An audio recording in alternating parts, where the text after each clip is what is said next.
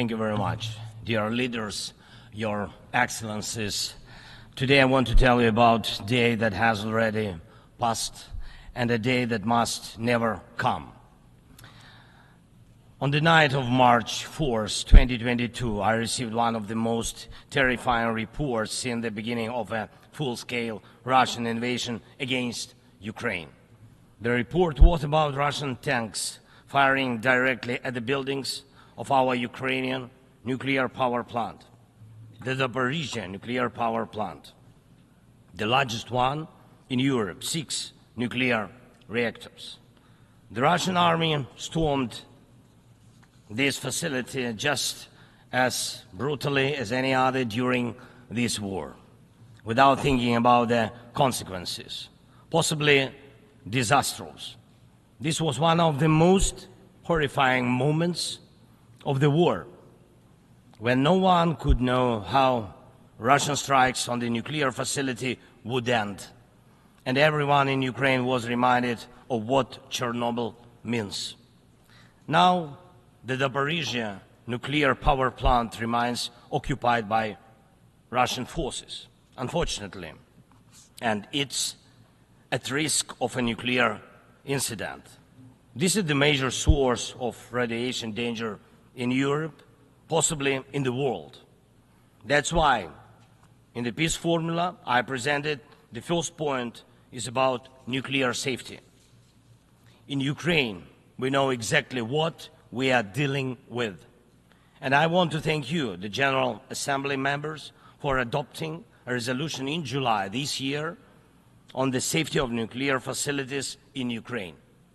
Most in the world understand what's at stake.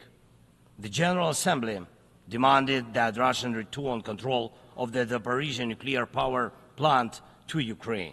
Only then real nuclear security will return to Europe and the world. And now about the day that must never come. Since Russia can't defeat our people's resistance on the battlefield, Putin is looking for other ways to break the Ukrainian spirit. One of his methods is targeting our energy infrastructure. And these are deliberate Russian attacks on our power plants and the entire energy grid.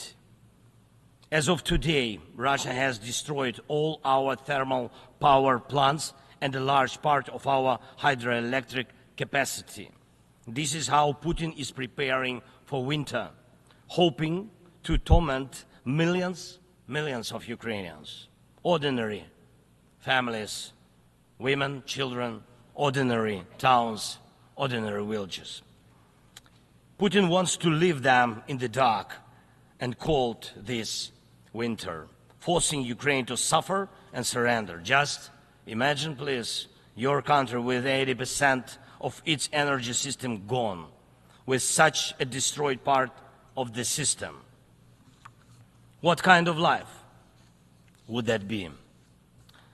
Recently, I received yet another alarming report from our intelligence.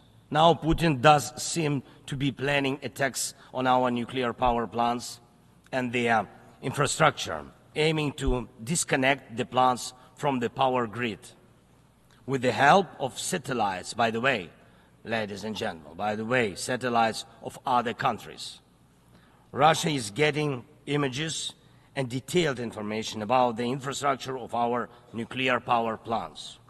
But what does this really threaten? Any missile or drone strike, any critical incident in the energy system could lead to a nuclear disaster. A day like that must never come.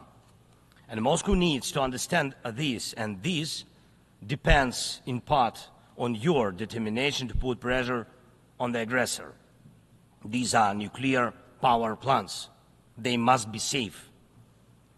Ladies and gentlemen, 2 years ago, in the fall of 2022, I proposed a comprehensive strategy to end the war and to ensure security, and I presented the peace formula at a highly inclusive political platform for world leaders, the G20 summit in Indonesia, representing billions of citizens from all parts of the globe.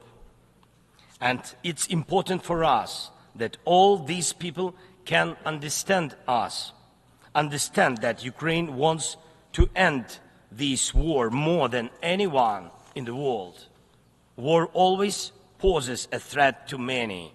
You all see in the media and read in reports what is happening in Ukraine because of Russia's war. It's something many are imagining happening to themselves. And yes, the smoke from fires in war-torn cities can reach other countries. And if, God forbid, Russia causes a nuclear disaster at one of our nuclear power plants, radiation will not respect state borders. And unfortunately, various nations could feel the devastating effects. Many are concerned, but the deepest understanding of war is always found in the home it destroys. It's the Ukrainian people who feel the full pain of this war.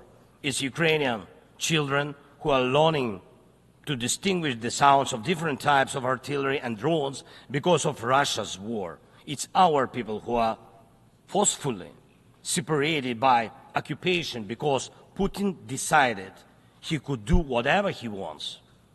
It's our heroic soldiers who are giving their lives to defend our country from invaders trying to steal our land. That's why we say, rightfully so, there can be no just peace without Ukraine. And I thank every leader, every country that supports us in this, that understands us, that sees how Russia, a country more than 20 times larger than Ukraine in territory, still wants even more land,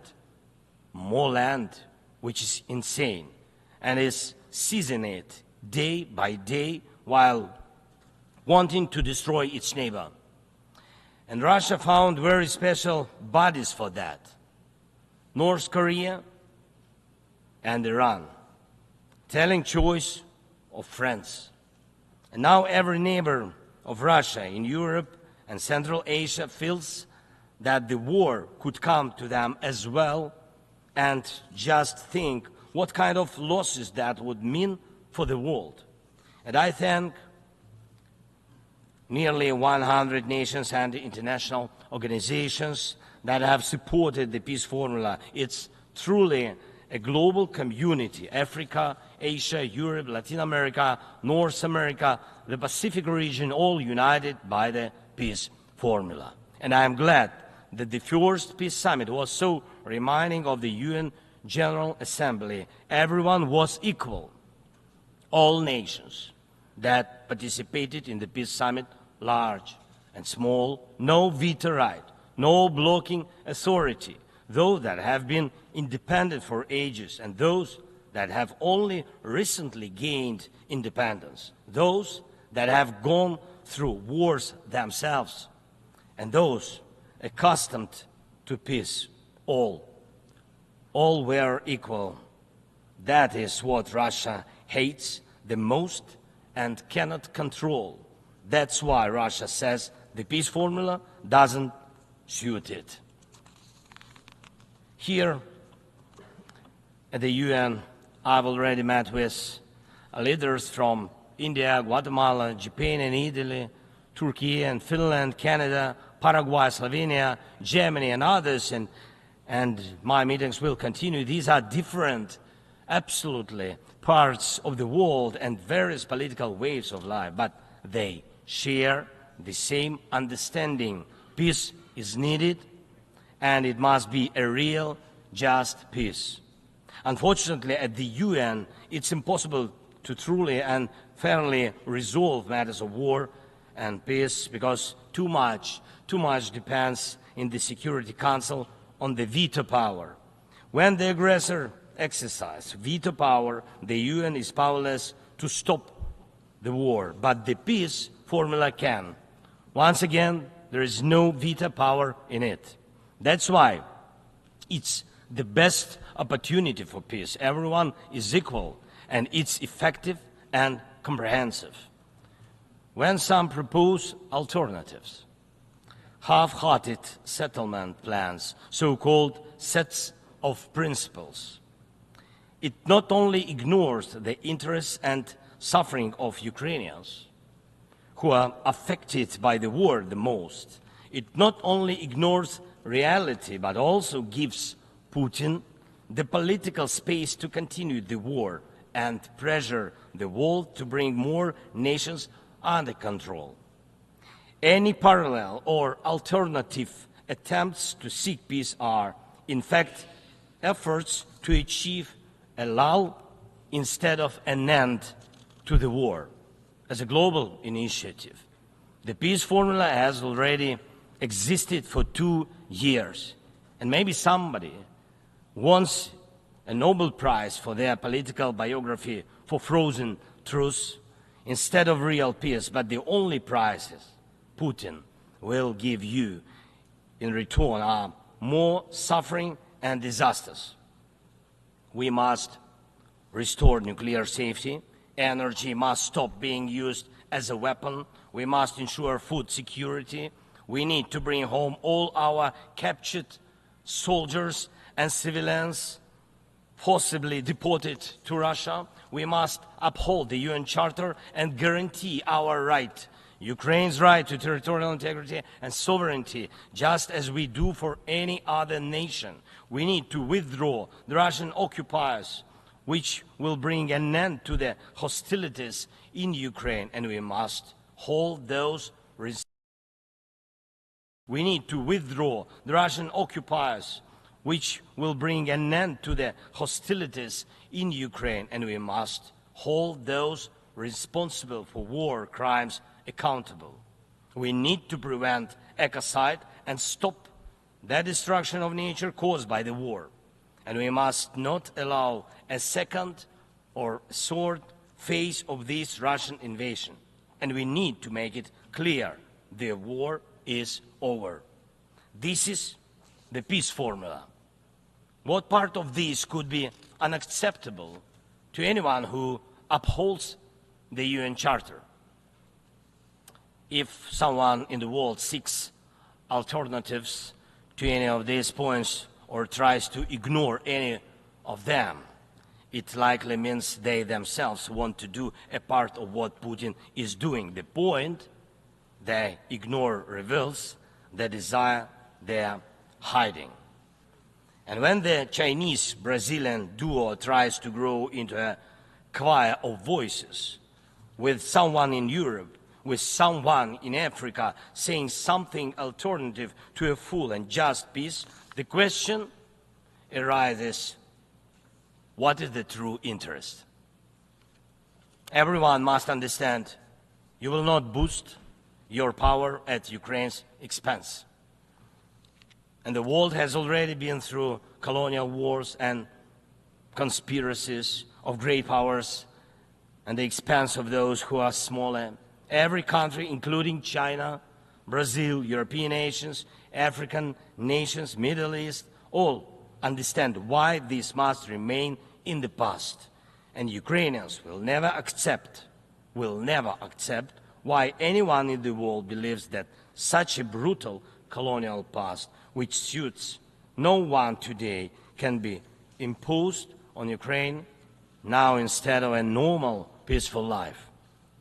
I want peace for my people, real peace and just peace.